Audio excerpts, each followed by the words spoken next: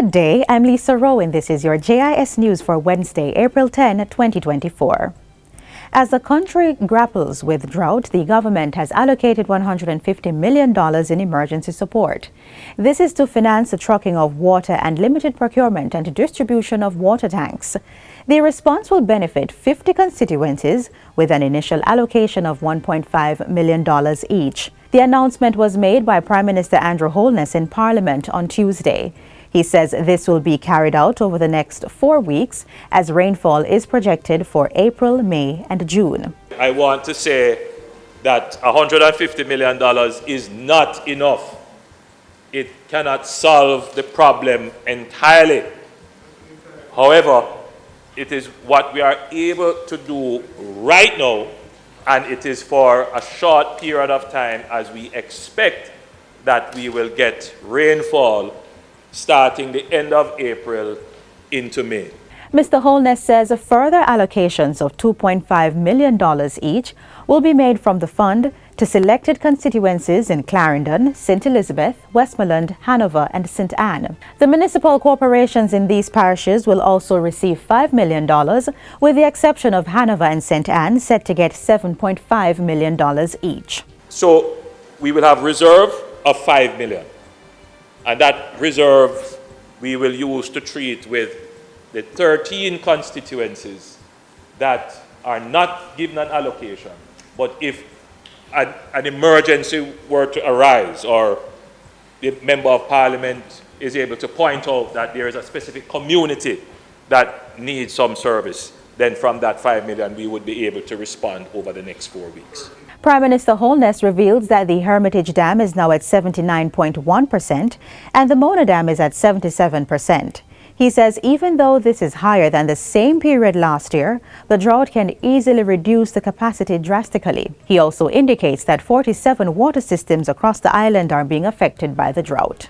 Meanwhile, Prime Minister Andrew Holness has allocated $60 million to assist farmers affected by the dry season. The Ministry of Agriculture will use this for the trucking of water and the distribution of drip irrigation hoses, as well as other support to livestock farmers. The government is responding on all fronts to the drought. Mr. Holness says from January to March this year, 9 million gallons of water was trucked to approximately 900 farmers to alleviate the impact of the dry spell. In addition, 45 farmers have benefited from pond liners and others from the distribution of 58 water tanks and 400 drip hoses. So that's significant assistance to our farmers in this time of great need in the drought. I have instructed the Minister of Agriculture to ramp up the program as we enter into the heights of our dry season.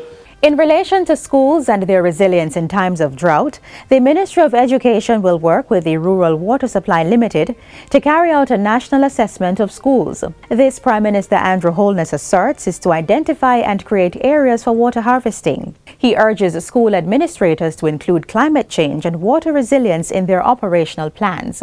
So what we have asked the Rural Water Supply Company to do is to partner with the Ministry of Education to assist our schools in developing their water resilience plans, which would also include how we develop infrastructure or how we can repurpose existing infrastructure to become water capture, storage, and distribution within our schools. Meanwhile, Mr. Holness has condemned the recent theft of a water tank from the Negril Primary School and is charging the authorities to investigate the matter. In a period where the country is grappling with this national crisis, someone would seek to deprive a school of its water storage capacity.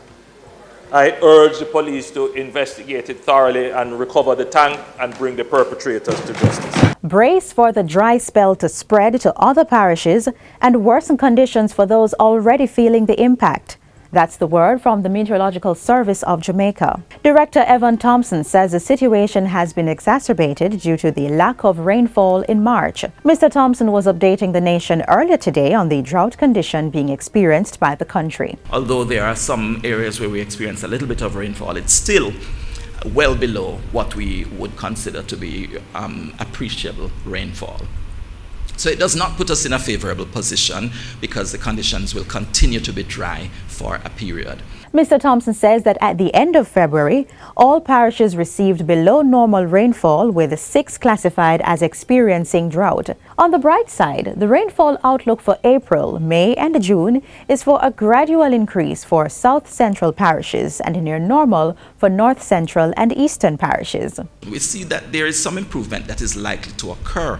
It probably will not set in immediately because we are in the month of April, and as we see in this forecast here, or the outlook, it shows that the western part of the island will continue to experience quite a bit of dryness, even more so than the rest of the country. Others will gradually start to see the rainfall coming in, and we expect it to become above normal, but this might happen more toward the end of this period. This is in May, in June, when we expect the secondary rainfall peak to occur across the country. Jamaica's dry season is traditionally from October to March, and the rainy season from April to June.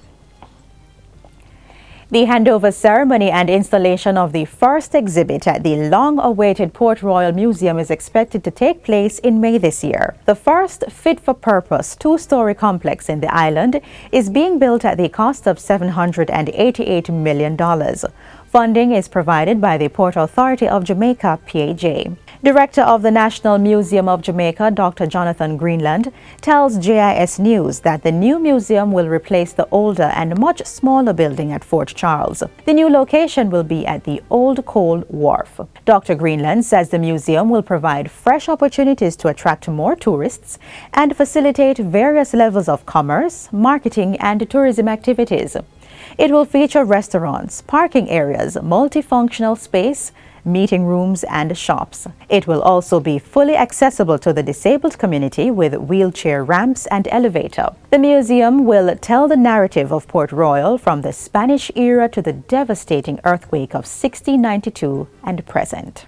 And finally, 18 warning signs have been installed along the Treasure Beach coastline in St. Elizabeth to alert beachgoers to potential danger. These include 11 caution signs and 7 no swimming signs. They were erected on Friday along Great Bay to Fort Charles, areas known to have strong currents that have claimed the lives of several persons.